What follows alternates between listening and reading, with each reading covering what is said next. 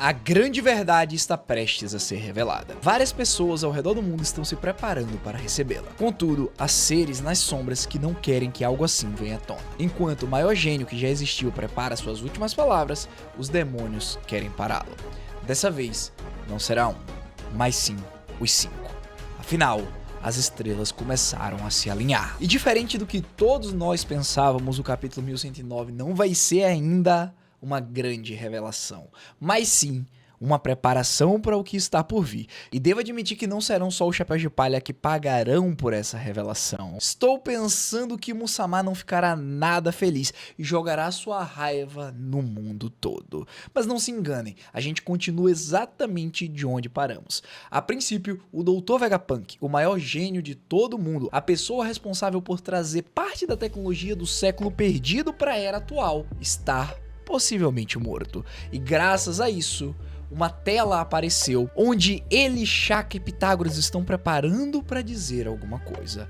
Ao longo disso, nós não vemos mais ninguém do Chapéu de Palha lutando, a não ser realmente a cena onde paramos do Luffy segurando um almirante e um Gorosei nas mãos. Mas a gente já chega no que realmente isso vai ser importante agora, porque graças a essa transmissão, nós tivemos o que possivelmente não aconteceu nunca nesse mundo, pelo menos nos últimos 800 anos. Então, vamos continuando. Enquanto o Vegapunk está preparando essa transmissão onde revelará todas as verdades sobre esse mundo, os marinheiros, as pessoas mais incompetentes que existem no governo mundial, estão desesperados. Porque enquanto a televisão está ligada e o Vegapunk está começando a se preparar, todos eles estão pedindo para desligar os Dendemushis, mas obviamente eles não são capazes. O tio Punk tomou as devidas providências anteriormente, sabendo que as pessoas não gostariam que ele falasse o que ele tem de falar, independente do que seja, mas a gente vai entrar nas teorias também um pouco lá. Por mais que os vários marinheiros,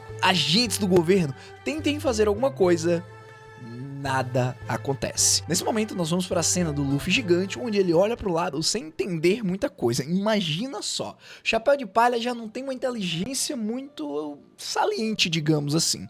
Agora que ele viu o Vegapunk saindo correndo com o Sanji apenas momentos atrás, de repente uma grande tela. Você acha que ele realmente teria a capacidade de olhar para aquilo e falar: ô louco, foi premeditado? Óbvio que não, e isso está retratado na sua expressão. Na sequência nós vemos os Vegapunks conversando entre si e eles estipulam um prazo de 1 hora para realmente começarem a falar. Mas, gente, olha só, eu não sei nem quanto tempo os Chapéus de Palha estão nessa ilha, mas eu acredito que seja menos de 24 horas. Então perceber realmente o tempo que tá passando dentro do universo de One Piece não é uma coisa muito simples. Muitos de vocês já conseguiram entender e a maioria eu acredito que não. Mas o fato é que com certeza 1 hora seria tempo suficiente para o governo criar um plano e interferir em toda a transmissão, fazendo com que o plano do cientista fosse por água abaixo. E olhem só a cara da grande aranhona demônio. Ele já está pensando o que será que o Vegapunk tem pra dizer. Na sequência nós vemos o grupo da Nami sem entender o que tá acontecendo e depois os gigantes lutando, enquanto a discussão continua sobre o tempo que deveria ser esperado antes de tudo começar. O importante é que eles conseguiram perceber que 1 hora seria demais e que faria sentido diminuir isso o máximo possível, pelo menos para dar tempo das pessoas conseguirem sincronizar os seus dendemushis de vídeo para assistir a transmissão. Possivelmente vai ter algum show de imagens, ele vai mostrar alguma coisa, além de só falar para pelo menos, né, poder comprovar tudo que ele está querendo dizer. Então, no final, eles decidem que será necessário esperar 10 minutos. E é nesse momento que o Sanji está com o Vegapunk nos seus braços e tá também sem entender nada. Ele pergunta: tio Vega, realmente essa é a sua voz? O que tá acontecendo? Mas a expressão do rosto do Vegapunk é a pior possível. Parece uma casca sem vida. Não sei se vai ser a última vez que nós o veremos. Afinal, os outros satélites são parte do cérebro do tio Vega. Ou seja, se eles estiverem realmente utilizando toda a tecnologia para armazenar essas informações e depois baixá-las em um novo corpo, pode sim ser possível que o Stella volte à vida de certa forma. Embora Oda já falou que não gosta de trazer personagens de volta à vida, mesmo que os clones deles estejam por aí carregando as suas memórias. Continuando, nós somos levados à terra sagrada de Mary Joyce. lá onde os soberanos governam. Ou melhor, os demônios que corrompem a humanidade se passando por deuses. Temos a conversa entre os 5 Gorosei. Aqui o ancião Saturn está conversando com seus aliados, os outros 4 Goroseis que ficaram na Terra Sagrada, está explicando o que realmente aconteceu. Depois de ter revelado que lidou com o Vegapunk porque ele viu pessoalmente o Kizaru atirando um laser e matando o Doutor, os outros começam a planejar outras coisas. Dito isso, não levou muito tempo para eles perceberem que possivelmente o Vegapunk utilizou uma tecnologia que seria acionada logo no momento em que ele morresse. E como eles não sabem o que está contido nesse discurso, eles tomam a decisão que não é legal que isso venha à tona para o mundo. Ao perceberem o que precisam fazer, São Topman Walker diz que eles precisam encontrar a origem da transmissão, enquanto São Shepherd Jupiter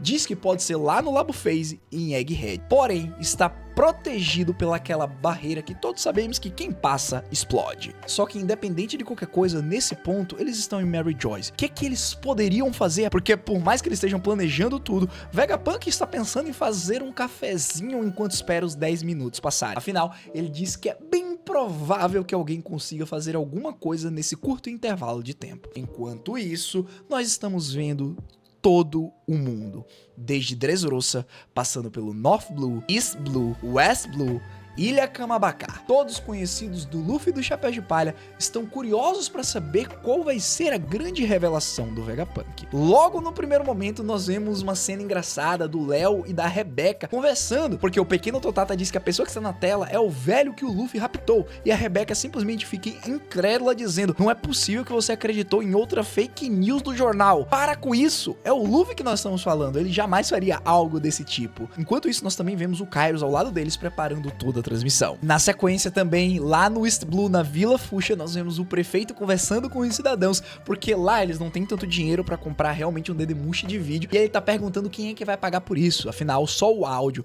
será necessário. Avançando para o Water 7, nós vemos o presidente da companhia e o prefeito da cidade, Iceberg, conversando com a menina gênia Arishi, eu não sei pronunciar isso porque é em italiano, dizendo que todos os cidadãos foram convocados no meio da noite para assistir essa transmissão, afinal se é o Vegapunk, é algo muito importante. Enquanto isso, no jornal World Economic, nós vemos Big News Morgans com Vivi e o Aporo. Todos estão lá, que foram salvos, vamos lembrar disso, lá no incidente de Mary Joyce, lá durante o Reverie, quando Cobra foi morto. Morgan salvou os dois, a gente ainda não sabe do porquê. Mas o fato é, Vivi está curiosa para saber onde é que está o Luffy, uma vez que ele não está na transmissão. Mas óbvio que o Big News percebeu, logo pelo relógio lá atrás, que não se trata do tempo original que está atualmente na ilha de Egghead. Isso foi previamente gravado, olha só. Esse Big News é muito importante, pessoal. Que, por sinal, durante o SBS do capítulo 108, que vai sair agora, tá? Nos próximos dias, nós já temos algumas perguntas. Oda revelou que ele é o usuário da fruta do pássaro, modelo Albatroz. E ele tá sempre utilizando essa meia forma dele. Então, nos perguntamos como deve ser a forma humana completa. Continuando, vamos para o Exército Revolucionário. Uma vez que já virou um certo meme, o Dragon parado apenas pensando, pessoas falando pela internet que, independente do que esteja acontecendo, ele vai continuar lá no seu quartel-general, apenas observando porque ainda não acabou. Não é o momento de Monkey D. Dragon entrar em ação e mostrar e revelar seus poderes para que realmente faça sentido. Afinal, possivelmente seria o momento ideal de invadir a Terra Sagrada agora. Mas a gente já discutiu isso em outros vídeos. O Exército Revolucionário possivelmente só vai realmente dar um passo grande no momento em que os Cavaleiros Sagrados também estiverem se movendo. É a primeira vez que muitas pessoas ali veem o Vegapunk, o Stella no caso, sem o seu cabeção, até porque essa era a fama dele, do seu cérebro bater na lua, só que depois que ele realmente dividiu e criou os satélites, isso mudou, como nós sabemos. Ivankov é a primeira a ficar muito surpresa, e olhem só mais uma vez Monkey D. Dragon pensando naquela conversa que ele teve lá no início do arco de Egghead com o Vegapunk Shaka, onde o satélite disse que preveu a própria morte. E lá nós sabemos que Dragon está pensativo. Será que agora ele vai começar a se mover? Como eu acabei de dizer, acho improvável. Voltando para a Ilha do Futuro, nós temos a cena da nossa pequena cena de batalha que vamos ter durante esse capítulo, mas o Luffy já mudou completamente a expressão. Por mais que nós tenhamos visto ele em raiva, em rancor, em ódio, quando ele se transformou no gigante e segurou os dois, e depois ele falou que jamais deixaria eles escaparem como se fosse uma ameaça, aqueles olhos demoníacos. Bom, agora já mudou completamente, depois da dúvida de ele ter ouvido as palavras do Vegapunk, ele está sorrindo mais uma vez e diz que não vai deixar os dois saírem enquanto não tiver certeza que seus amigos estão a salvo. O que acontece depois disso é que o Saturn tenta utilizar a sua habilidade de olho, de olhar a pessoa e usar as suas patas ao mesmo tempo, enquanto o Kizaru copia o seu mestre e usa raios laser dos seus olhos. Temos aqui um Clark Kent versão 2.0, nós pegamos a referência, Oda. O que você pode imaginar que o Luffy faria nisso? Tomaria o ataque, começaria a rir, transformaria tudo em borracha? Sim e não. Aparentemente ele se jogou para trás e desviou e pegou os dois inimigos e utilizou a sua nova habilidade. Gomu Gomu no Booming Down. É como se ele literalmente pegasse os dois, amassasse e graças ao efeito do seu despertar, ele passa as propriedades de borracha e de cartoon para os seus inimigos da mesma maneira que ele fez com Kaido diversas vezes. Quando nós vemos o que aconteceu com o Kizaru e com o Saturn depois desse ataque, ambos viraram pizzas. Então, os dois estão num formato amassado, como se realmente fossem pizzas de borracha, onde o Luffy começa a girar com o dedo, como se fosse um pizzaiolo, e joga os dois pra longe. Afinal, ele percebeu que nenhum dos ataques que ele está usando fere o Saturn. Enquanto o Kizaru é jogado para o seu navio e fica com uma expressão melancólica no seu rosto, bem, o Gorosei é diferente. Já que ele saiu girando, ele aproveita o movimento para tentar atacar o Luffy com as suas patas de aranha. Mas é claro que o nosso Chapéu de Palha apenas fica muito estressado, porque ele não faz ideia do que é necessário para derrotar o seu inimigo. Não importa o que ele faça, o Gorosei sempre retorna para ele sem nenhum arranhão. E pra gente não perder o costume de falar do Kizaru, seja bem ou seja mal, a gente é levado pra cena o que acontece com ele depois que ele colide com o navio. Ele, mais uma vez, está deitado no chão. Ele não parece gravemente ferido, pelo contrário, a gente não vê o sangue saindo dele como foi no último capítulo, onde ele literalmente cuspiu. Ele só ficou deitado pensando com aquela cara de tristeza dele, onde a gente não sabe mais o que interpretar. Uma hora, ele é um cão do governo, outra hora, parece que ele vai trair. Para muitos, ainda há esperança no Guerreiro da Luz, onde ele será realmente o raio que mostrará a liberdade pro Guerreiro da Libertação. Enquanto para outros, ele irá morrer aqui e se afundará na própria mágoa de não poder nem ter salvo seus amigos. Mas agora a expressão dele pode estar muito mais pesada, uma vez que ele executou o Vegapunk. Aproveitando também para falar nisso, que eu acabei não comentando no capítulo passado, é que muitos estão teorizando que o poder que o Kizaru utilizou no Vegapunk para matá-lo, que inclusive o perfurou, na verdade cauterizou os ferimentos do velho. Depois de analisar minuciosamente esses detalhes, eu acho que sim, pode ser possível, afinal Oda joga xadrez 4D, quanto eu também acho que não, de acordo com os resultados que acabaram acontecendo do corpo principal do Stella realmente ter ativado a transmissão. Então, por mais que eu realmente gostaria disso ser um fato e de fazer sentido, uma vez que o Kizaru tá ali no trai, não trai, os resultados são apenas o que são mostrados pra gente, e nessa questão de detalhes, eu acredito que realmente nosso velho se foi. Então, graças a isso, mais um motivo pra depressão bater no Almirante da Luz.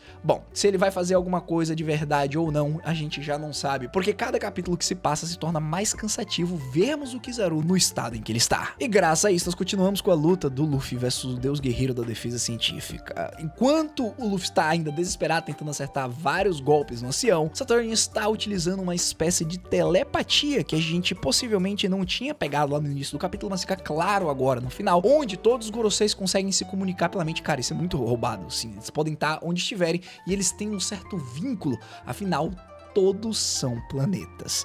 Vamos manter isso na nossa cabeça, principalmente quando a gente for inventar teorias sobre quais serão as verdadeiras formas dos outros anciões. Nesse momento, ele tá dizendo que independente do que aconteça, ele não vai conseguir sozinho e que para eles pararem a tempo a transmissão do Vegapunk, Saturn precisará utilizar a invocação. E depois de obter a permissão dos outros quatro, um imenso raio negro acerta a ilha. No quadro seguinte, nós vemos uma cena que ninguém imaginava, pois pensávamos que seria dividido em arcos e o ancião Saturn cairia aqui. Mas da mesma forma que ele apareceu e que ele foi invocado na sua verdadeira aparência de aranha demônio, nós vemos 4 círculos na ilha, no mesmo modelo que um Kuchiyose no Jutsu é feito no Naruto. Uma fumaça negra está saindo de cada um desses círculos e nós já sabemos o que é. A expressão do Luffy não poderia ser diferente. No modelo desenho animado, seus olhos saem da sua cabeça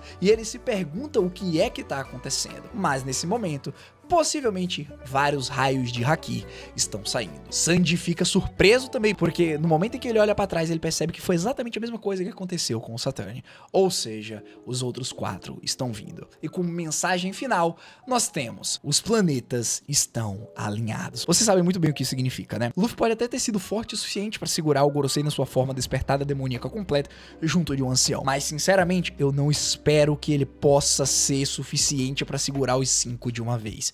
Lembrem, não é nem pela força e pelo perigo, pelo poder bruto que um deles representa, mas sim porque nenhum deles até agora se feriu com um único arranhão. Nem mesmo o Haki do Rei misturado com Bossushoku avançado e Gear 5 foi suficiente para arranhar uma dessas criaturas. Será necessário uma arma a mais, seja a OP no Mi do Trafalgar Law ou alguma tecnologia do Vegapunk. Os Chapéus de Palha ainda não tem isso. Então uma pergunta que fica: como é que você derrota alguém que você não pode ferir? A resposta é simples. Por enquanto, você recua até você ter mais informação. Então, pessoal, está chegando no momento do final de Egghead sem nenhuma dúvida. Estamos por aqui para terminar. Os gigantes já estão posicionados. Eles já chegaram no seu navio. Só falta o Luffy recuar. E claro, esse será o último embate e não teremos a finalização. Não fique nem um pouco ansioso.